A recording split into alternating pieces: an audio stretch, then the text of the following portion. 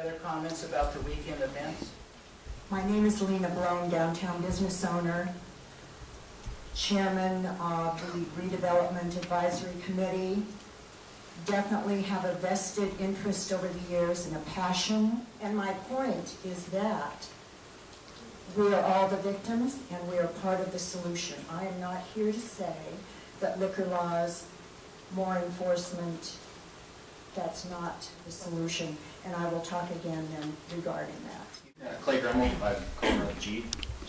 Question for the sheriff is, you know, we talk about these accidents and stuff from the events this weekend. Do we know those people were drinking in bars downtown before all this happened, and if the alcohol was part of that from drinking in bars?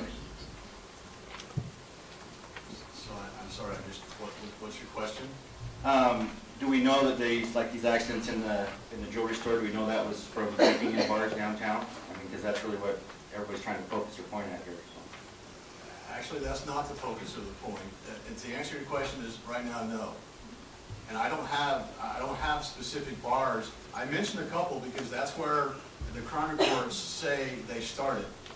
I don't have information on where the individual who crashed into Blown's Jewelers did his drinking.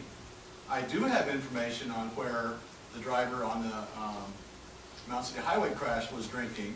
He was drinking all night long in a lot of places, but he finished at a particular bar.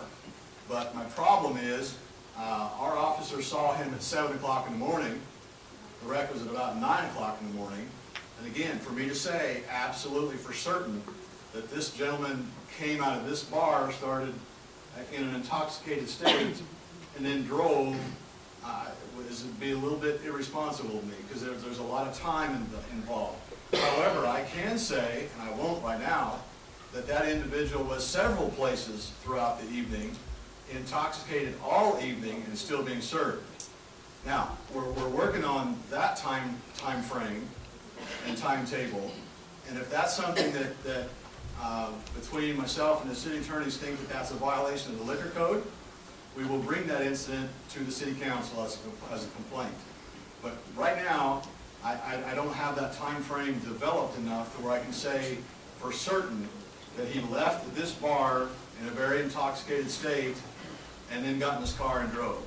I'm not quite, ready to do that. Now, I mentioned a couple of bars or a couple of fights that started in a bar. That's true. That's what the information we have as to where things started. I'm going to say this because I've been downtown and I've talked to bartenders and things, and I'm going to say this. A lot of the bartenders and bar owners are going to blame each other. But as far as the incidents over the weekend, we're trying to develop time frames and timetables as to where the incidents occurred and what led up to them. I have one more question and one comment. One comment is, I don't know if you're aware of this, but we have security cameras inside the G that run all the time. And if you need some footage from what happened in there, we're more than welcome to share that with you at any time. I'd love to see that. We've never been asked for that before. And then my last question would be, did you have any officers on foot patrol during this time that night? They're on, if they're dealing with stuff, yeah, they're on foot patrol a lot.